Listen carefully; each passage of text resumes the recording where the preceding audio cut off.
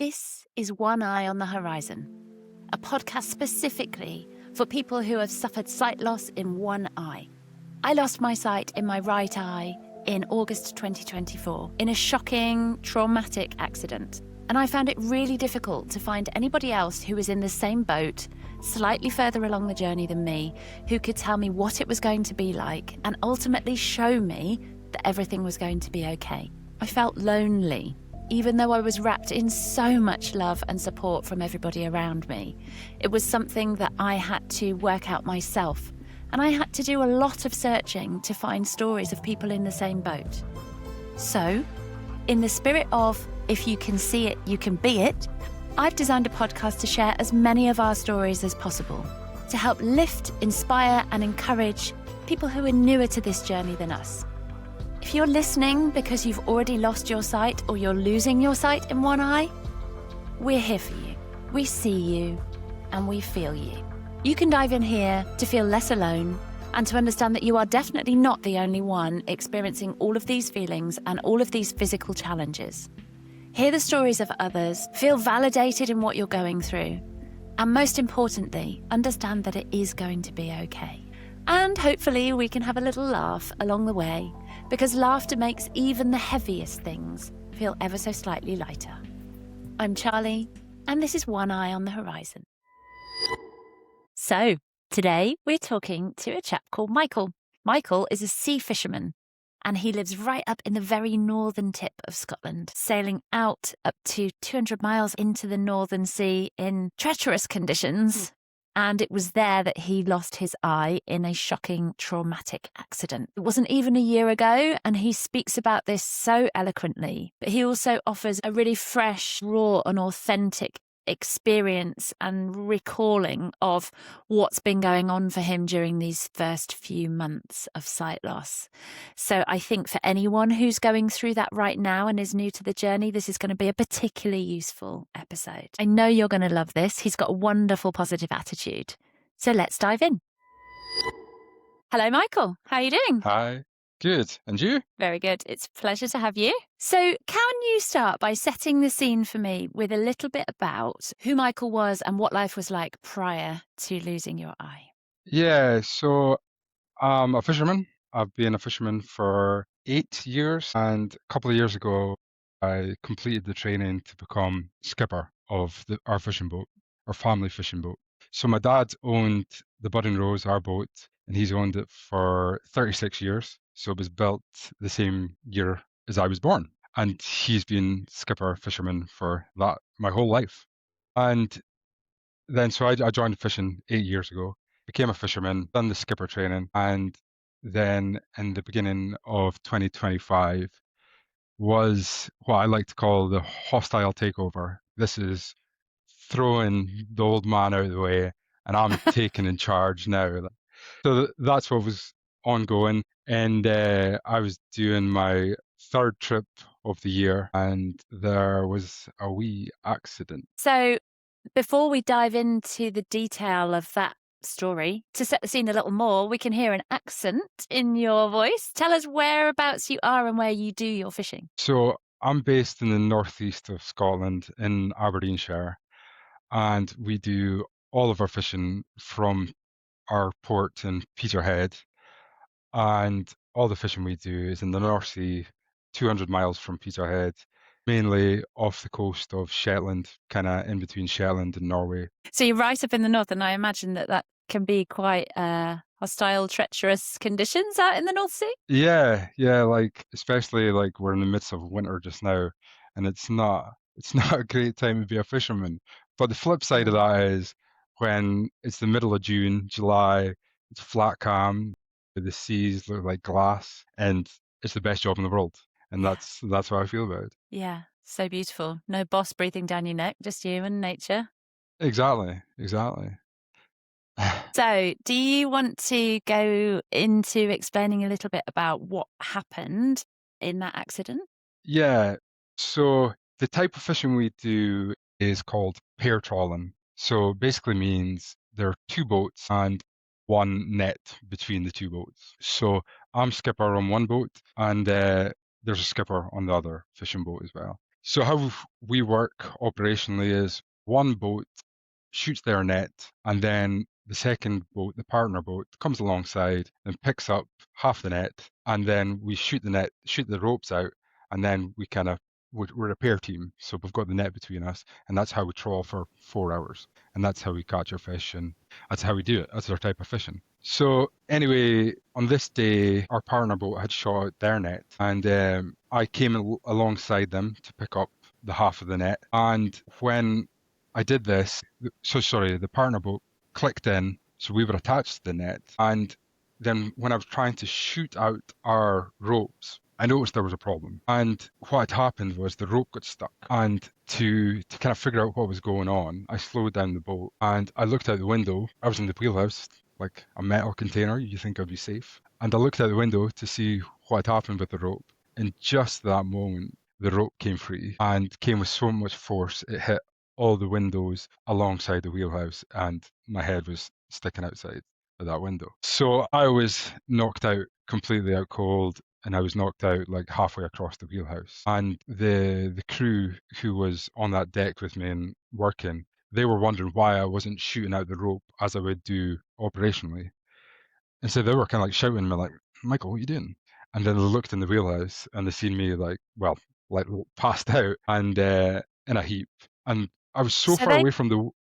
Yeah, they sorry. didn't Go ahead. know that the rope had come loose and hit you then? No, Oh, no, they didn't even notice that because they were standing in a different part of the deck, and so they were just kind of like, "Come on, like, why are you not pulling your weight here?" And then because I was so far away from the window, they hadn't clicked like what had happened. It actually mm, took a couple of days for them to realize, oh, the rope was stuck, came unstuck, knocked them out. They just thought I was having some sort of seizure or like, gosh. I don't know, like stroke or something. And so yeah, so I was completely knocked out. And they said that my head started to like swell. My whole head started to swell, and both eyes were like shut tight because of this swelling in tissue and everything that was going on. And then from there, they called the Coast Guard.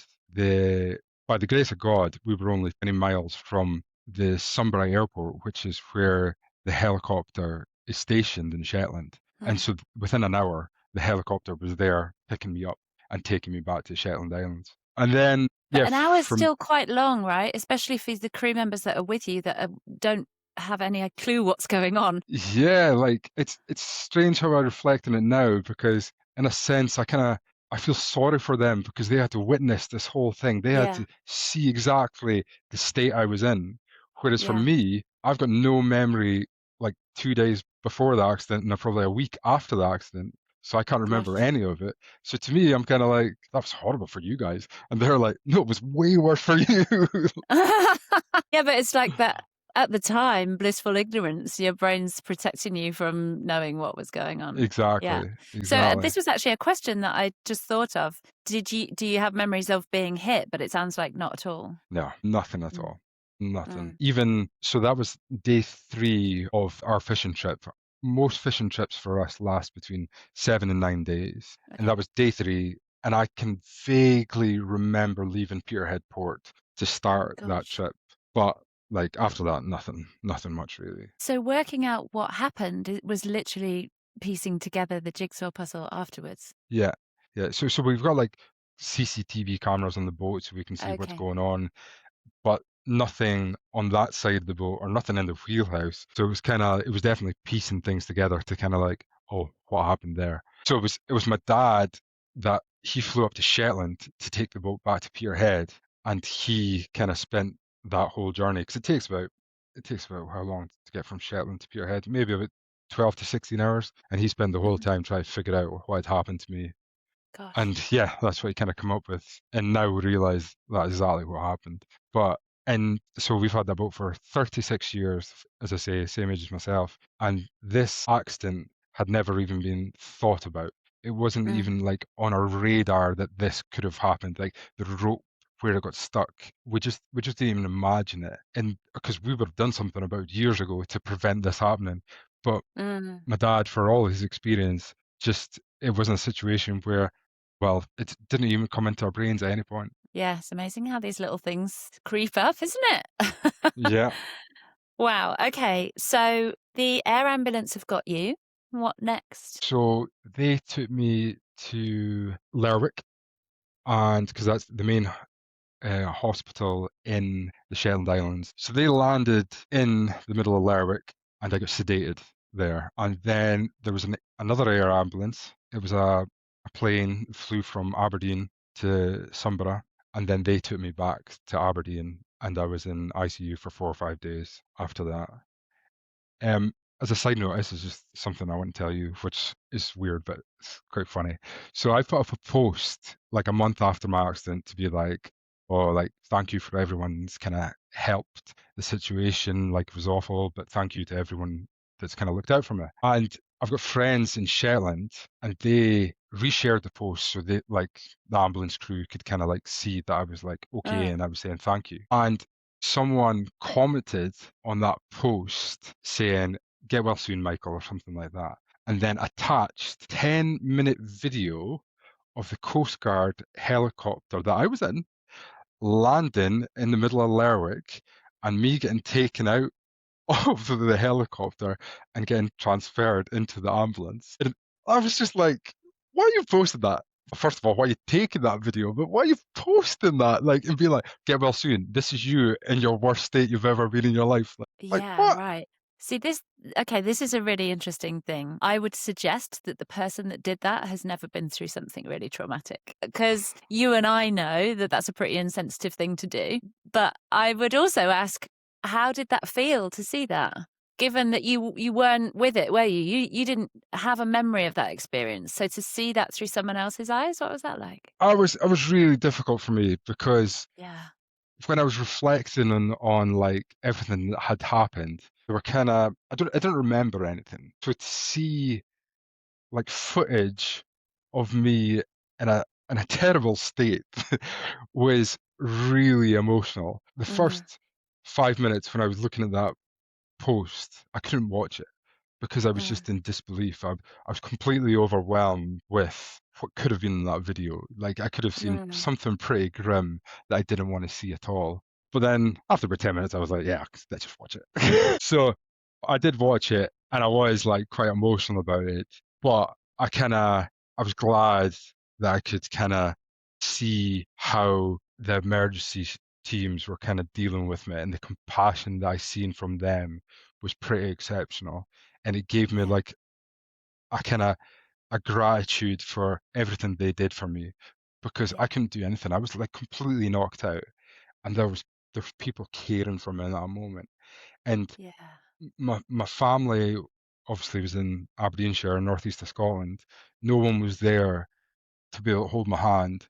But yeah, there was like ambulance crew, there was helicopter crew, there was winchmen, there was all these people that were like, no, we've got you, like, and Mm. that was like really touching for me. Yeah, I can really relate to that. So, for the listeners' benefits, our stories bear lots and lots of similarities. I was also injured on a ship, also in an air ambulance, all of the things that you've described. The difference for me is I wasn't knocked out, so I do have some memories of that. Once I was sedated and got to the hospital, the memories get really sketchy. And so I completely empathize with the yes, it's really difficult to see, but then once you've got over the emotion of that, it's like now I can start to piece together how some of these things actually happened. Because there's a part of you that's like, I don't know what happened. I can't remember it. So it's like this uneasy thing of, was I okay or not? Yeah, So it, as you've just said, it must be really beautiful to see that actually you were really well cared for and that people that you, complete strangers, were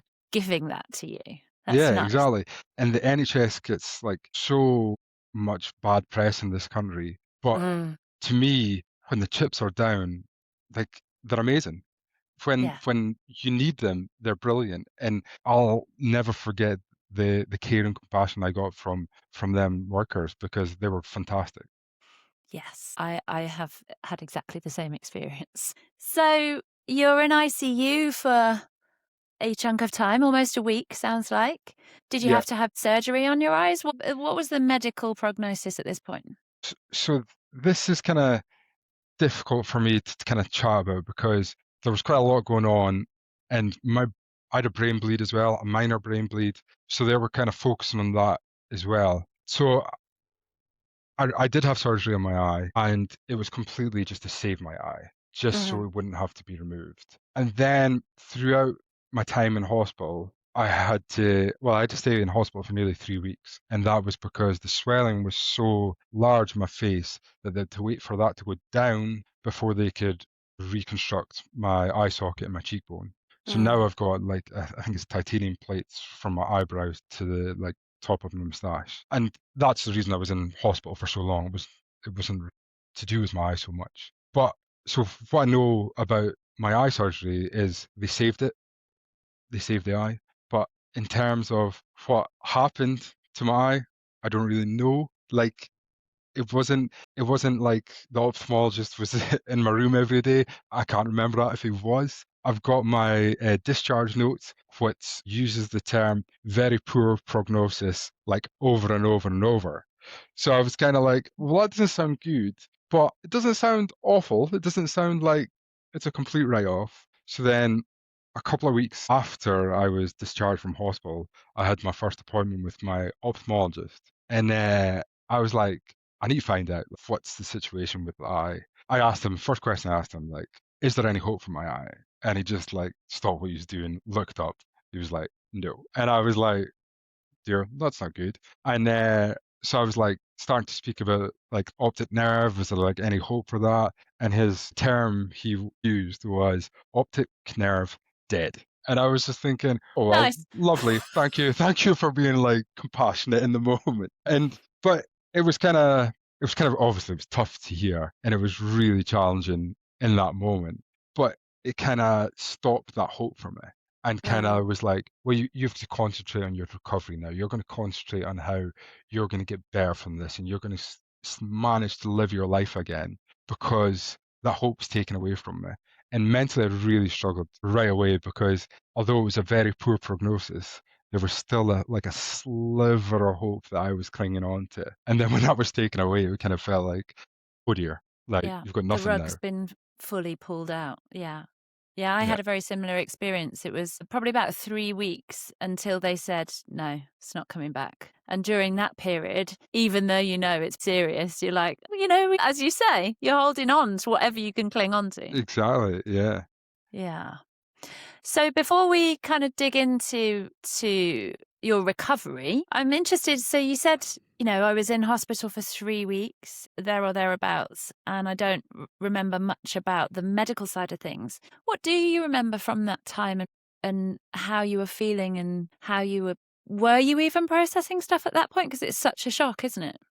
Yeah, no, I wasn't really like I can't remember. It's like fleeting moments that I remember. And like the most prominent memory I've got is there was one night that I was like walking around the corridors of the hospital and I was confused. Like I remember I came to the nurses station and then there was just this feeling of guilt that overwhelmed me, as in like Michael, you're definitely not supposed to be here. You're in a place that you shouldn't be. Like, as a patient, you're misbehaving just now. And I said to the nurse, I was like, I don't think I'm supposed to be here. And the nurse was like, no, I don't think you are.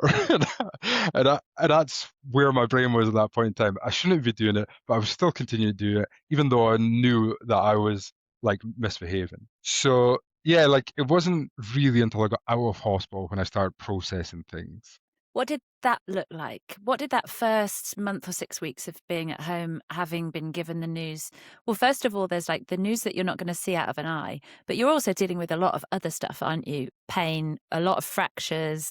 You know, I imagine that was quite overwhelming. Yeah, certainly. Like I felt like I was scrambling for a long period. I would say that 6 weeks just after the accident, I felt like I was really struggling to know what I was going to do. And I kind of like took everything on board and was like, right, what have we got at hand here? And I was like, I've always looked at try control the controllables. Like I'm sure you've Yeah. heard that expression before. The unknown was the eye injury, the brain bleed, the reconstruction of my face. And I didn't know anything about these. Like I didn't know anyone that lived their Mm. life with one eye and things like this. So I could have dwelled in the moment on that. And I was like, oh no. Then I look at the things I know, and faith for me is huge. And I was worrying about these things that I couldn't control at these moments. Like, how am I going to like be a father? How am I going to be a husband? How am I going to like provide a livelihood for them? And these were things I couldn't control at these moments. So I knew God had a plan for me. And then so I just kind of packaged up to all these kind of worries and was like, I'll just leave them with God, and then I'll come back to that when I'm ready to, and God Yeah. has a plan for me and he'll have the answers for me.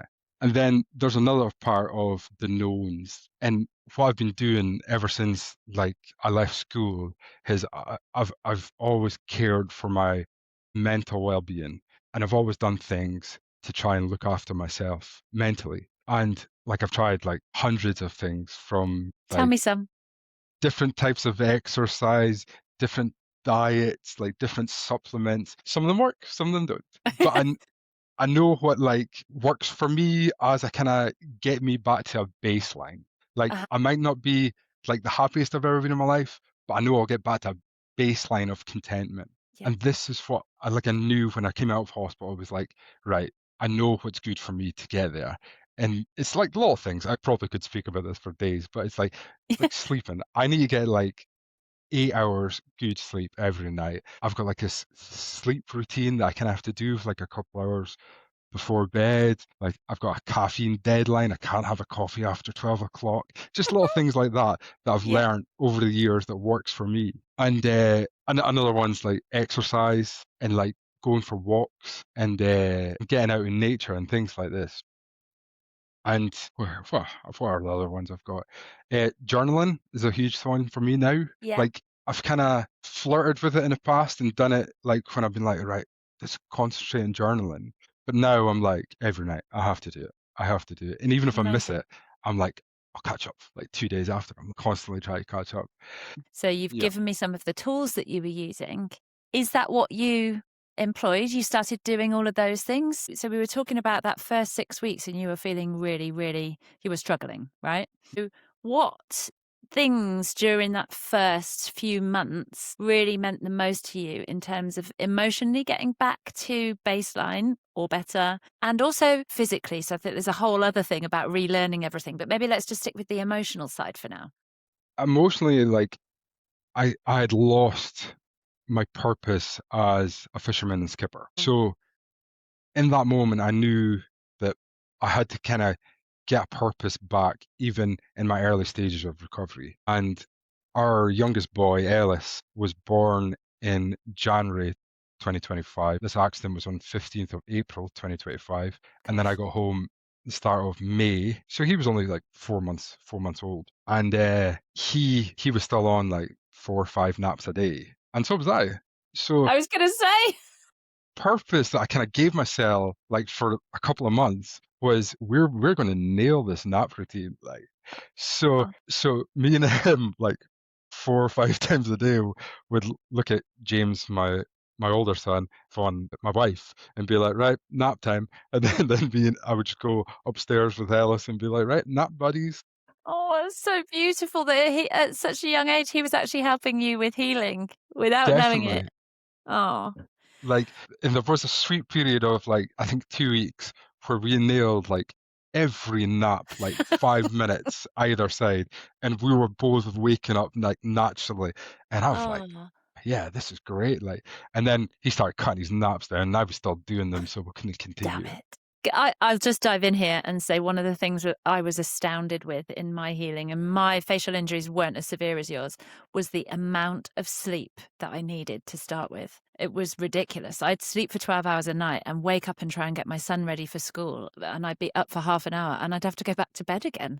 I had Yeah, no idea. And it makes perfect sense now when we reflect on it, right? That your body's so busy putting itself back together. yeah. But at the time, I was just like, oh, I don't understand what this is. It's so much sleep. And it sounds like you're kind of being greedy. You'd be like, "Oh, I need this sleep," but you genuinely need it, or you just don't function the next day. That was Yeah. actually a big part of my recovery. Was I was suffering from trauma fatigue, and like I didn't understand it to begin with, because physically, I'm speaking about 6 months into my recovery, I was managing to exercise and do physical activities, but mentally things were coming on board and I was like Mm. exhausted. And I just didn't really understand that there was such a big kind of difference between physical and mental fatigue. And through my kind of recovery, I've learned to completely isolate them from each other. It's not you're tired. No, where's the tiredness coming from? Interesting. That's fascinating. Yeah, I can relate to that too. But I also think there's a second element of fatigue that, once you're better and you're back out functioning in the world, and maybe it's trauma fatigue for me as well, but I blamed it on something different. And that is just extra processing. So, you and I both know that we can do most things with one eye, but I think your brain is so much busier just achieving that level of normal that would have been fine with two eyes. And that's tiring, right? Yeah, yeah. And I think for a long time as well, like because I was getting to like 6, 7 o'clock at night and I was just floored. I was ready for bed. Mm, But I couldn't kind of like I didn't know where the full length of that fatigue was coming from because I mm. understood that my brain was kind of learning to adjust. It's kind of learning the whole eye situation. But I was like, well, but you've had a brain bleed as well. Like, Oh, where's this yeah. tiredness coming from? Yeah. So I'd really struggled with that. But then after I think it was my 6 month appointment with the ophthalmologist, and he said to me at that point, he was like, "No, your eye has adjusted." He's like, "6 months, like you should be fine. If you're tired, it's just the trauma fatigue at this point." So I was Okay. like, "All right, okay, that kind of makes more sense." And have you, I mean, you sound fairly educated around trauma and how it affects you. Is that because you've worked on that? Have you sought professional help for that side of things? Or is that just you learning and understanding? That is me learning just in the past 4 months. Like Okay. the first book I read when I managed to get up to a standard that I could read books again, the first book I read was The Body Keeps the Score. I don't Ah, know if you've heard about it, I have. but it's all about trauma, and I found that fascinating. And I've really had to kind of like relearn what trauma was, because in essence, I had no idea what trauma was. I thought Mm. trauma was like something completely different that happened to such a small minority of people. But now I'm like, I know trauma's everywhere. Like Yeah. nearly everyone has like a sense of trauma to a different degree. Mm. And I've had to learn how to overcome the barriers I've set myself through this recovery. Yeah, so I have a similar experience in that probably not until about 8 months after my accident did I start to find things really difficult on that front. And then I went to a kind of yoga wellness day, and there was a guy who spoke on stage. He's a therapist, and he spoke about how trauma appears in your body. And he was saying PTSD, as people like to call it, most people think that that is a nervous breakdown, falling on the floor, can't function. But actually, PTSD also has this other thing, which is much more subtle, much more quiet, and actually a little bit more potent because it's eking away at your everyday whilst you're trying to function rather than not able to function at all. And I kind of I think I had a big cry after hearing that talk because I was like, oh my Yeah. God, that is fully what I have. Yeah. So yeah, it's a fascinating subject, but yeah, just the way that it shows up is not always really, really obvious, is it? It's in the No. tiredness and in like these strange feelings that seem to be lingering around that just weren't really there before. Hmm. That's a whole other podcast, I reckon. Yeah, exactly. So during this period, you've told me how it was emotionally, but what about physically, relearning things? How did you reteach yourself to be in the world? So early on in my recovery, like I was quite defeatist and I was like, poor me, I can't do this. I won't be able to do this. This is the last time I'll ever play football. Yeah. And I stacked up all these things and I was like, I can't be doing this. Like I need to kind of try stuff at least. And my wife said to me, like, why do you not just write down all these things that you're thinking you won't be able to do? And then not rank them, but kind of like go from easiest to hardest. And I think you spoke about your achievement list is very Yeah. similar. I just kind of called it my challenge list. Okay. So I remember the first one on my list was be able to put my own drops into my eyes. Like I had to do 14 eye drops a day. And my cousin was round and she's a pharmacist. And I said to her, I was like, look, I just won't be able to do these eye drops. Like I was putting these barriers on myself because that's where I was at mentally. I wasn't in a great place. And I was just like, I won't be able to do this. Like you can't do that with one eye. You can't even see the eye drops coming. Like it's not going to work. And then I was like, oh, well, you might as well try. You've got like a mountain of eye drops in your garage. If they're going to go to waste, you might as well try. So I tried it, and then I was like, ah, I'm managing that. So I kind of got to cross that off my challenge list. Then I was just through my whole recovery, I've just kind of been working slowly through my challenge list. And then sometimes I'll reflect and go, oh, I've actually managed to do that. Like, and that alone will give me confidence to try the next thing. And on my challenge list, I've like had things like driving a car, like driving a Mm. car in the snow because we've had tons of snow here recently. And I was like, oh yeah, drive a car and that. It's like manage that. And I've been out for runs and things like that, manage that. And so far, what I've learned is you have to adapt. You have to change Mm. a wee things. You have to change a lot of things, and you kind of might get things wrong to start with, but you usually end up in a place where you're like, I can manage it. So my kind of outlook on the remaining challenges is I've got like 100% record so far of adapting and kind of overcoming these things. So I'll just kind of keep on going with that kind of Yes. mindset until I get to a place where I'm doing everything. So as a fisherman and skipper, the last one on my challenge list is to take the boat again for a full trip. So hopefully by this summer, I'll have managed to achieve that again. And then that's the whole list done.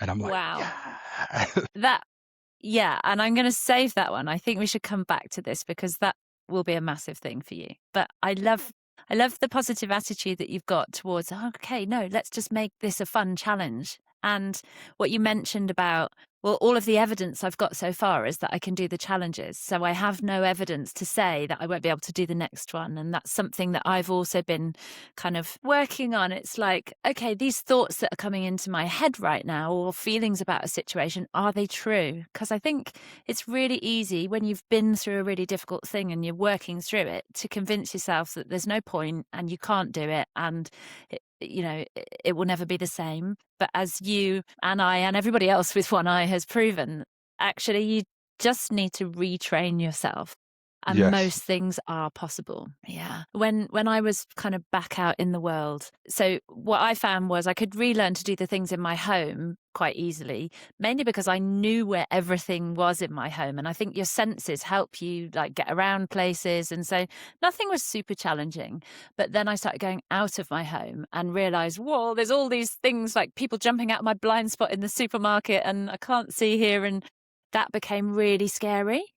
I'm not a person that goes through life feeling scared. So I was like, I hate this feeling. I hate being out doing all the things that I was fine before and feeling scared now. But I realized that it would only be scary a couple of times until I'd mastered it. And then it probably wouldn't feel that scary anymore. So it's just like, okay, everything's going to feel really scary for a month or two. But if I can get through that, then it won't be scary anymore. And this is kind of what you're saying. It's like tick off the small challenges first that are easy, then start with the more difficult ones, keep practicing, and eventually it will all feel okay again. Yeah, exactly. Like it's just everything you have to relearn again. Mm. But our brain is smart enough to kind of go, well, I'll just do it this way and then see how it goes. And then you kind of learn yourself. You're like, oh well, that's managing. Because I don't know if you remember the first time you drove again. Yeah. That was terrifying. It was terrifying. And you become aware of things that you weren't aware of before because you kind of see where the road kind of lies and the tires have been before. And you've kind of looking at the Ah, road going, you've never thought about that before because you yeah. have to know where your road position is at all times. Yeah. And you've never been so grateful for road marking on the outside of the road. Never been so grateful that a car went on the road before you and left a tyre Yeah, mark. exactly. I have a similar thing when I'm walking somewhere new, especially, so I live in the countryside and I go up on Dartmoor often, and I like hiking and that kind of thing. And it's sometimes difficult to know where to put your feet. It's difficult with depth perception. I find it so much easier if someone's walking in front of me, because then I can just follow their feet. It's a bit like the Yeah, car tires. Yeah. And it's just like there's your body is what I find quite fascinating. It's kind of doing that without you realizing a lot of the yeah, time. So you say yeah, in the car, suddenly I realized I was looking at the road markings more. But it's like yeah, that's already happening in our mind, yeah, right? yeah. Before you become aware of it, your brain's Yeah. already done it. And Yeah. it's like, Yeah. Yeah. I've been looking at that. It's Yeah. fascinating how the brain's kind of adapts before you even consciously adapt. Yeah. And all of our senses are working much harder. So I noticed I was walking down my stairs in my house and it was dark and I couldn't see very well. And I noticed my feet were like padding to feel for where the edge of the step was. And it's like, I didn't tell my foot to do that. What's going on here? Have you noticed anything that your senses do more? So yes, I touch everything now. Mm. And it might sound strange because I even do them in my house where I know where things are and how far away they are from me. But if there's a door handle that I'm walking past, I'm like, touch it. If there's a light switch, I'm like, touch it. And it's all like, I don't know if it's making a difference to my depth perception, but maybe my confidence goes up because I'm like, yeah, got I it. get that. But So also, like, I wonder whether there's a subconscious thing going on there as well, where it's like it's helping your body realize where it is in that space. Even though where you know that thing is, by touching it, it's helping your body realize where you are compared to that thing. yeah, yeah, exactly. And I just do it constantly. And if you were ever to see me out for a walk round about here, you'd be like, why is that guy like touching every gatepost that he walks past? And I'm just like tapping the top of it. But it's just in my psyche now. I'm just like, yeah, see if you can get that. And I'm like, yeah, touch You're making me feel much better about myself because I do exactly the same. it.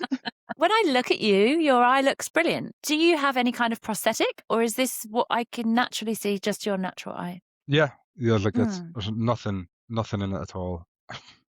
I feel like I've been quite blessed with that. Like I feel like I'm quite fortunate when I see other stories that people have to go through like a bit of trauma with how their looks have changed and things like Mm. that.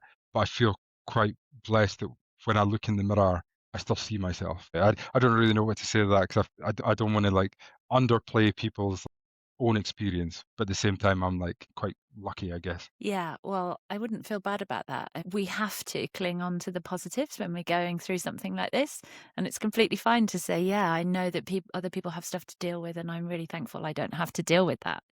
Mm, I think that's a natural thing. yeah, So it must have been that the physical damage was more inside your eye then. yeah, yeah. So I went and seen the optician 'cause he's a family friend. I went and seen him a few months after I was in hospital, and he was like, "Do you mind if I take a look in your bad eye?" And I was like, "Yeah, crack on, like." And his response was, "Everything that could have went wrong with the eye has went wrong." And Gosh. he was like, I can't believe they managed to save and retain your natural eye. And he listed everything that was wrong with it, but name a part of the eye, and there's a problem there. Yeah. So I couldn't say to you like everything that's technically wrong with my eye because as far as I know, it's pretty much everything. Yeah. Yeah, me too.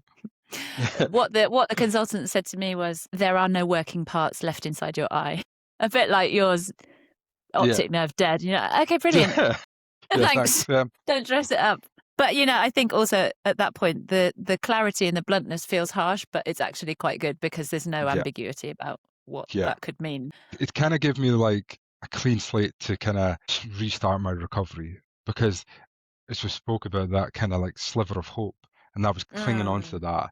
And then when that was taken away, I was like, right, you're going to have to rethink everything here. And yes, short term, it was awful to hear the bluntness, but long term, yeah, fantastic, really. And so what about now? Where are you at now? So it's coming up to a year? Yeah, yeah. So coming up to a year, and I'm in a situation where the MCA, the Maritime Coast Guard Agency, said on my medical, like you can't go back to sea for a year because not the eye situation, because of the brain bleed, because they're worried if I have any seizures when I'm in the wheelhouse, that could have detrimental effects. But I haven't had any problems with seizures or anything like that. So I went into the medicals really worried about the eye situation, being like, this is going to be a nightmare. They don't want skippers with one eye. Like, this is going to hold me back. And yeah, they were kind of like, yeah, how's your remaining eye? And I was like, yeah, pretty good. And they were like, yeah, that's fine. As long as you wear eye protection, like, you're grand. And I was like, great. You've just made me think, actually. So, if I try and think of people that I can associate with having one eye, seafaring folk are the one thing that pops into my mind. Like pirates, old salty sea dogs are the ones that are pictured in my mind with one eye.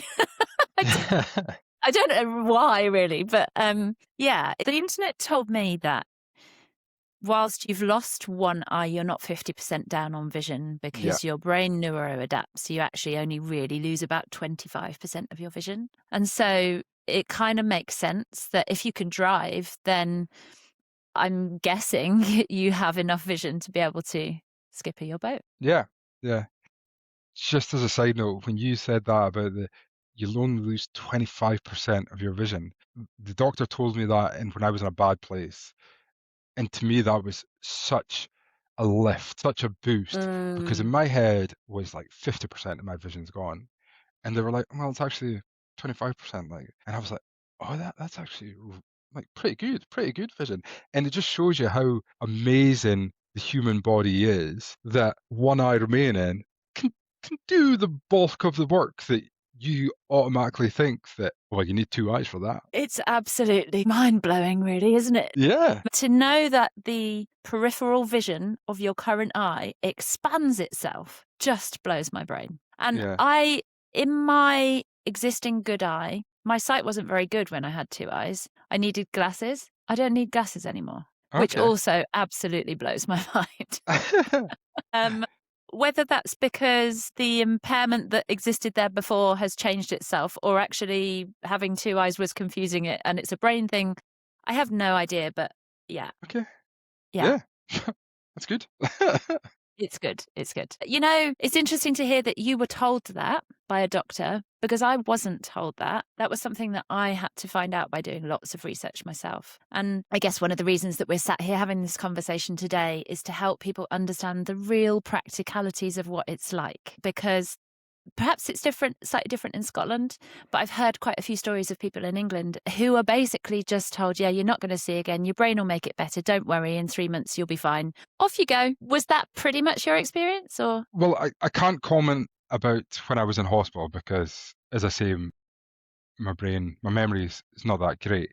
But the following two ophthalmologist appointments I had, he did speak a bit more in depth of how I was going to cope and how long it would be. But that wasn't because he sat down and spoke to me. It was because I went in with like all these questions to Yes. be like, what about this? What about this? Like I didn't even know if I would be able to drive.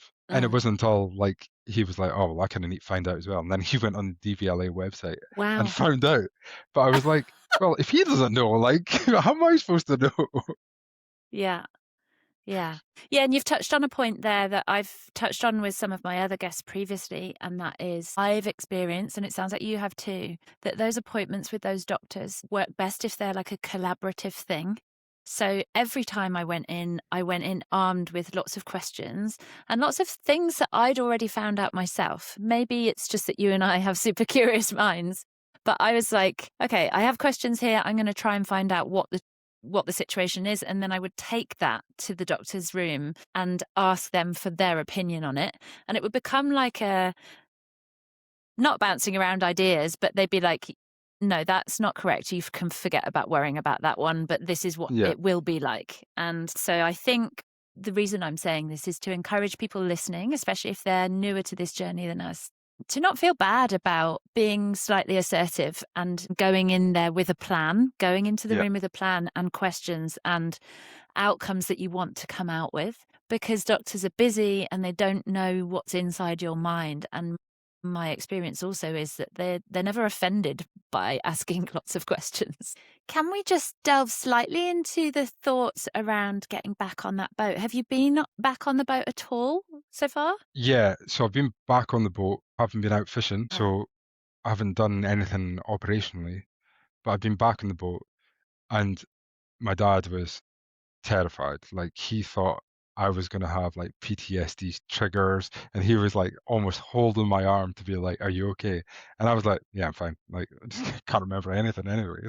Like just crack on." Okay. So it felt okay? Yeah, it felt okay because I didn't have any memories of the accident. There was nothing that was going to prevent me going back on the boat. Mm. Like physically, yeah, I had to like climb down a ladder and then kind of like clamber onto the boat, and that was difficult. There was a few things I had to like kind of adjust for and kind of manage, but in terms of just emotionally being there, I was ready to go. Like. It's almost a blessing that you can't remember in that respect, right? Yeah. Oh, I think so. I think so. Like, and even when, like, I did a 6 month post ICU like appointment, basically just like a checkup. And they were asking me about like what I remember on that, and I was like, I can't remember anything. And then they were like, it's probably for the best. And that was nurses saying that. Like, so I was like, well, got to be positive about that, I guess. Yeah. Yeah, this is giving me a new perspective because there's been times where I've been like, it's really bugging me that I can't remember. But actually, as you just said, maybe that's for the best. Yeah, yeah, definitely. Like, because I do think that there's a risk of having like PTSD triggers. If I could remember it, I don't know the kind of medical ins and outs of that. But surely, if you can remember something, more likely it's going to come and bite you on the bum. For sure. Yeah, and I can attest to that. So there's noises and yeah, just situations that really do trigger it, that take me straight back to being on that boat when the accident happens. And I've actually sought professional help to kind of reprogram that in my brain to make it less of, they call it less of a charge come with that. It basically sends your nervous system on fire. Yeah. So Have you ever heard of EMDR? that's the exact therapy I've been having. It's good. Why do you ask? Is that because you have had it or considering? I'm considering it.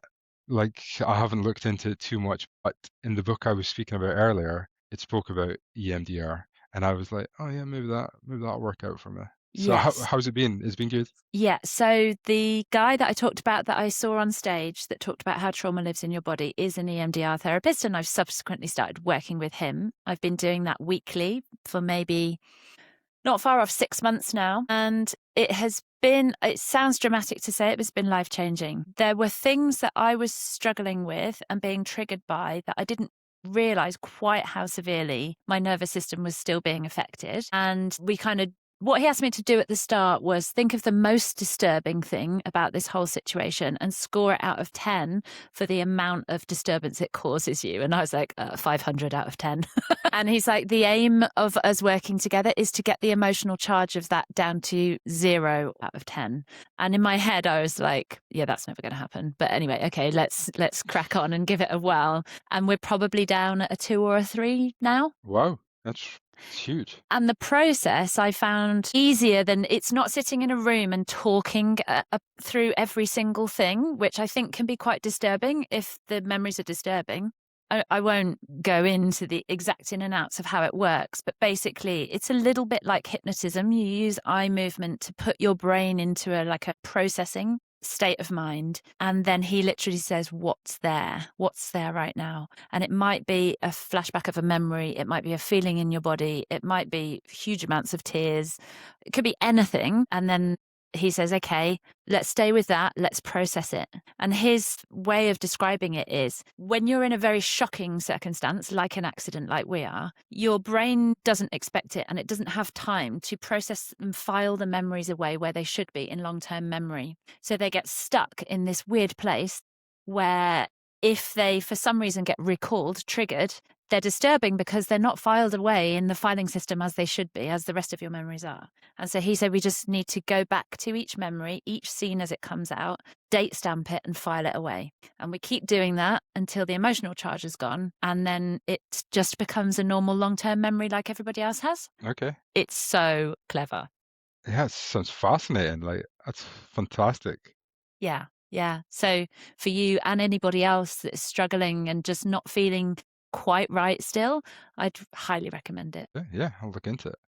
So, can I ask you what, so far throughout this whole almost 12-month journey, what's been the most difficult thing for you? Um, phew, that's a big question. I don't think it's related to sight loss, I would say. I would say it's kind of external to that. I would say it's more, I kind of mentioned this earlier, but it's my purpose was kind of taken away from me. And I felt like purpose is such an important part of my mental well-being.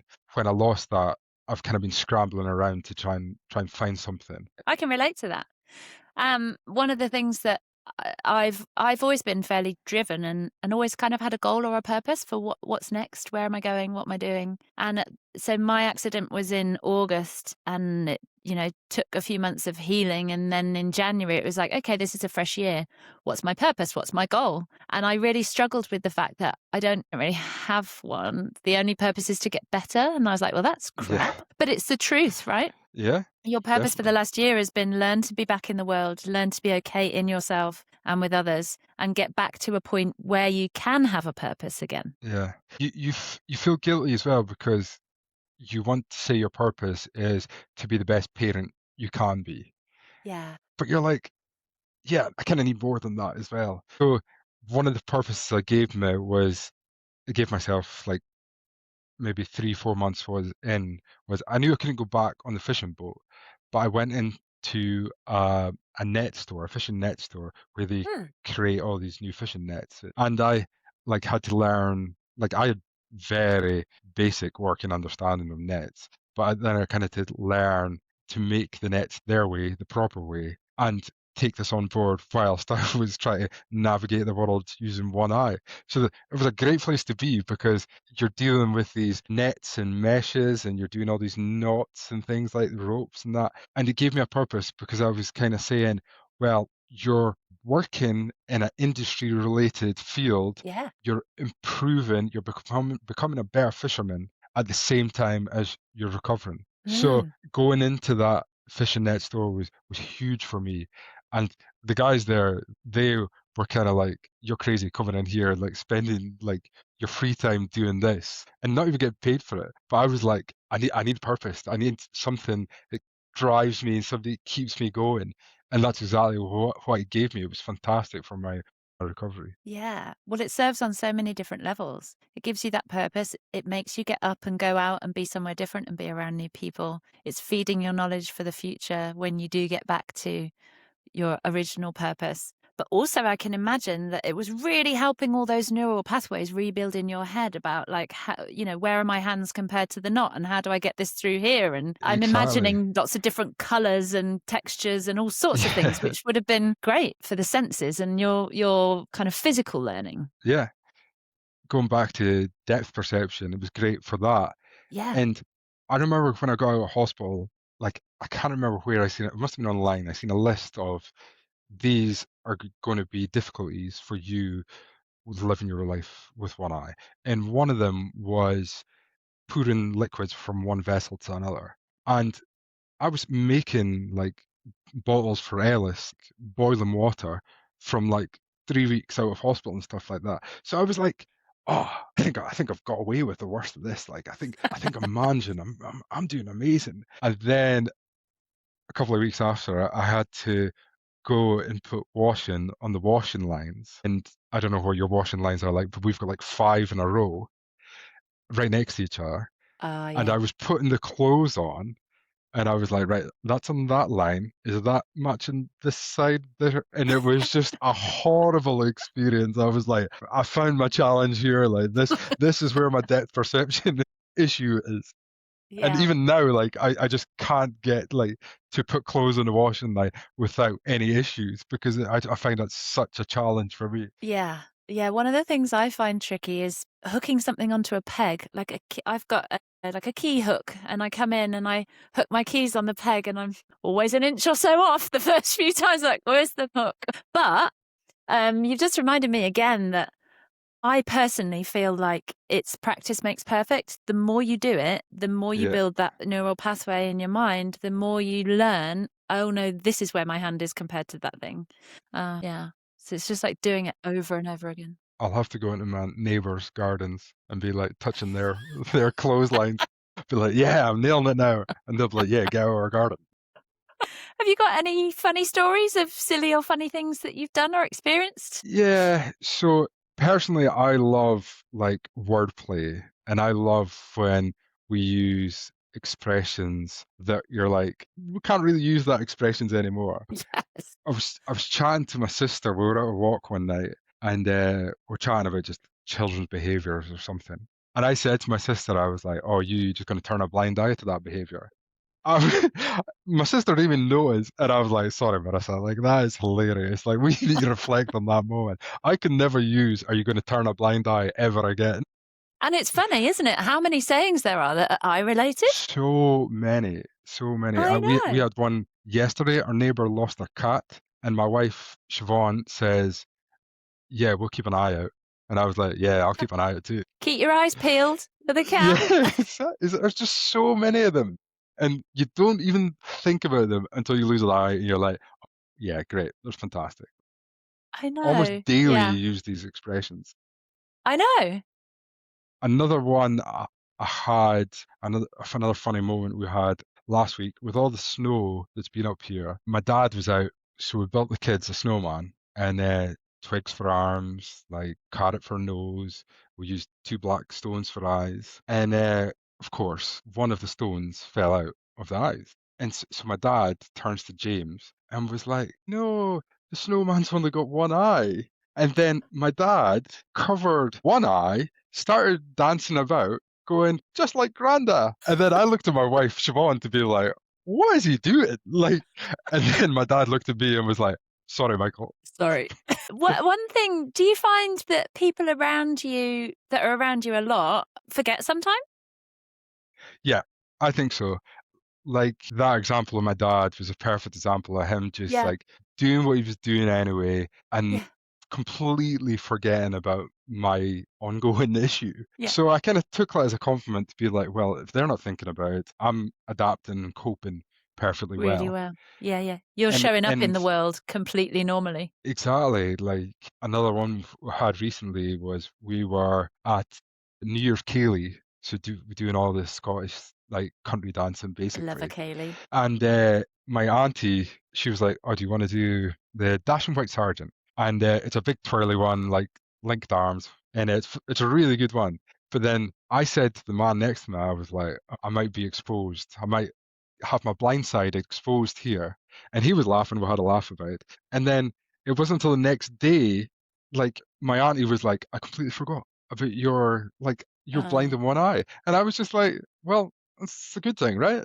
You're kind of like living our lives that I'm not blind in one eye, so it's yeah. good. I must be adapting. Yeah, that's lovely. I think we think about it. Our mind goes to it instantly, especially when you're in a situation like that. I had a similar thing in a yoga class where they asked us to spin around, and the first thing I thought was, I'm going to hit people. This is, I must apologize ahead of time. But actually, other people don't think that whatsoever about us. And also they don't judge if you do because they know you've got one eye. Yeah. I was talking to my therapist about one of the things I found really, really difficult was being in London. So I have had to be in London to go to Moorfields Eye Hospital every now and then. And there's been times where I've had to go on my own, get the train there, get on the tube. And I found that quite scary and overwhelming because there's so many people you can't help bump into them. But he was like, right, but Charlie, you do know that everyone with two eyes bumps into each other in London, don't you? And I was like, well, yeah, of course. He's like, no one will care. You're the only one that cares. It's sometimes nice just to realize that from a different perspective, isn't it? Because I think it's the first thing that we suddenly Yeah. Like worry when I about. was at the airport this last year, I turned into someone on my blind side, and I was so apologetic. And I was like, just in my head, I was thinking it was 100% my fault. Uh, But then when I'm apologizing, like I realized he's like for 10 yards away because he was just like, whatever. Everyone don't care. bumps into everyone. Like I don't Yeah, care. yeah, yeah. Like if he thought it was my fault, he would be like shouting and screaming at me. But he didn't care. So I was just kind of like, Yeah. oh yeah, maybe I need to like get the perspective of your therapist. Everyone bumps into everyone. Like there's no one at fault really. We can let go of that one. There's one less worry to hold on to. Okay, so I would really love to finish this by, if we imagine that somebody's listening to this who is newer to the journey than us, they've perhaps, it's not long since they've lost an eye. I'd love to hear what you would say to them, what your advice would be to them. This is really challenging. I think for me, I would have loved somebody to say just try everything. Just try everything and just go through the hard moments because you'll learn to adapt and you'll learn to overcome the difficulties. Like we can live our lives in the way we want to live. But yes, there will be difficulties there. But if you keep on going and keep on going forward, you will get to where you want to be. Like what I've seen in my recovery journey is there's highs and lows all the time. But in the days that I have lows now, what I realized is if I zoom out, it's still a projection in the positive direction. So I'm like, if you're still going forward and you're still trying hard and you're still putting the effort in, you'll be okay. Yeah, that's really lovely. I also have discovered that, this getting better, this healing journey is not linear, isn't it? It's not you start at the bottom and then you go, but you're going always upwards to the top. Actually, it's up, down, up, down, up, down, up, down for such a long time.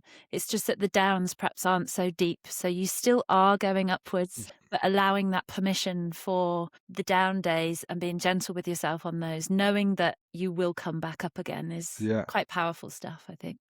My therapist explained to me how when you get out of hospital, your recovery journey is day to day, and then it becomes week to week, and then it becomes month to month. And that ability to zoom out and see it Yeah. as a full picture is everything. And it keeps you going, even though in those low moments where you think, oh, what am I going to do here? But then you're like, you look back and go, oh, well, I'm doing pretty well here. Like, and for me, for my example, like the challenge list that I set myself, I was like, when I look back now and think, you thought you couldn't do 14 eye drops a day into your blind eye. And now to me, it seems a bit ridiculous because I'm like, yeah, just eye drops. Like you just do them without even thinking that. Yeah. So I think the general overarching message is you will be okay, right? You and I and everybody else who've previously been on my podcast are proofs that this is doable. It is all possible. It's hard along the way, but you will be okay. Yeah, definitely. Yeah. I've been lucky enough to be kind of like when I came out of hospital, I was like presented with these three amazing gentlemen that have been living their lives with one eye through accidents or kind of health conditions, wherever. And I said to my therapist, I was like, there needs to be some sort of like procedure to be like, right, you're assigned this guy. Like A buddy system. a buddy system. Like I think the Yes. NHS should definitely invest in that. Like that would save them so much time as well. Like, because imagine the questions we asked our ophthalmologist. If we would have just asked our buddy system, and our buddy system would be like, "Oh yeah, like I'll explain that."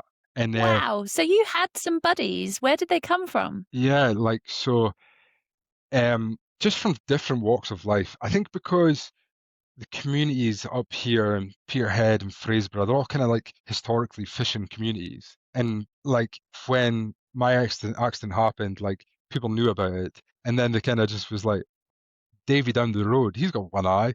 And then they kind of wheeled Davy out to my house and be like, right, you look after Mike now. And then it's been so good for me. And another one is actually related pretty close to me is, so it's my cousin's uncle, but on the other side of the family. So he's not blood relation. So I knew of him, but I didn't know his full story. So when I got out of hospital, I called him and he was like, I've been waiting for this phone call. And Oh, he was like, I'll be round at your house just now. And I'm like, where did this come from? Like, wow. and I was kind of overwhelmed, but I was like, yeah, just come round. And Ewan has been fantastic for me. And I jokingly call him my sponsor because whenever I've got a question or whenever I've got like an issue, like he's the first person I go to. And I'm like, yeah, talking to him about that. So like in the early days, I would text him every day, just little things here and there. But now it's like month to month kind of basis. Like the latest thing I was texting him about was I was saying that the winter sun when you're driving Oh, is God. arguably worse than like the height of summer. Like, so, Yes. because like the winter sun comes up and just kind of stays there for 3 hours and it's Yeah. just blaring your eye. And he was like, yeah, you just kind of have to get used to it. Like, there's not much you can do. Wear shades. Yes, but all of these practical tips that nobody tells you are so very useful. Exactly.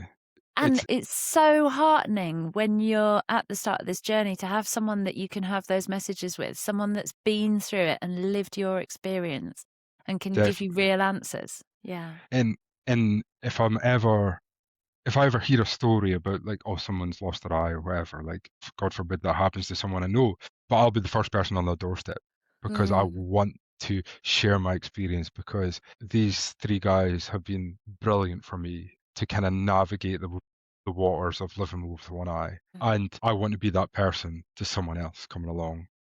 Well, that's a gorgeous gift that we get to give onwards now, right? Our experience. And certainly my feeling, and the reason I'm doing this podcast is because if it can help one person feel slightly better when they're going through something similar, then it's worth my time. And it sounds like you Exactly. have the same view. Guardian Yeah. angels, what a lovely way to finish. Yeah. Thank you very much, Michael. It's been fascinating to talk to you. And I know everyone's going to find this so useful to listen to. Thank you. Thank you for having me. And hopefully by the summer, I'll be back in the boat, taking the boat again. Yes. And you have to come back on the podcast and tell us about it. Yeah. Oh, Michael. Wow. What a brilliant conversation. So heartfelt, so authentic and raw, and just really truthful about what the realities of going through a journey like this from a shocking, traumatic accident point of view rather than an ongoing health situation. I learned so much from Michael, and it's very heartening for me to have a conversation with somebody who was in a similar situation. We both lost our eyes in quite similar accidents. I loved what he had to say about getting back to that kind of ground zero baseline of being okay, and his practical ways of doing that, using nature and movement and setting himself small challenges to achieve. I loved his attitude towards challenges and relearning and almost making it a bit of a game. So let's tick off the small challenges first and give ourselves some evidence to put in that bag that we can do this. And then let's make the challenges bigger and bigger and bigger. And the ultimate challenge comes for him later on this year. And I can't wait to hear that he's back on that boat, back doing what he loves and sailing in the North Sea. I hope you've enjoyed this episode and found it as useful and heartwarming as I have. As ever, please share this with anybody who might find it useful. And for now, I'll say goodbye, sign off, and see you again. I'm Charlie, and this is One Eye on the Horizon.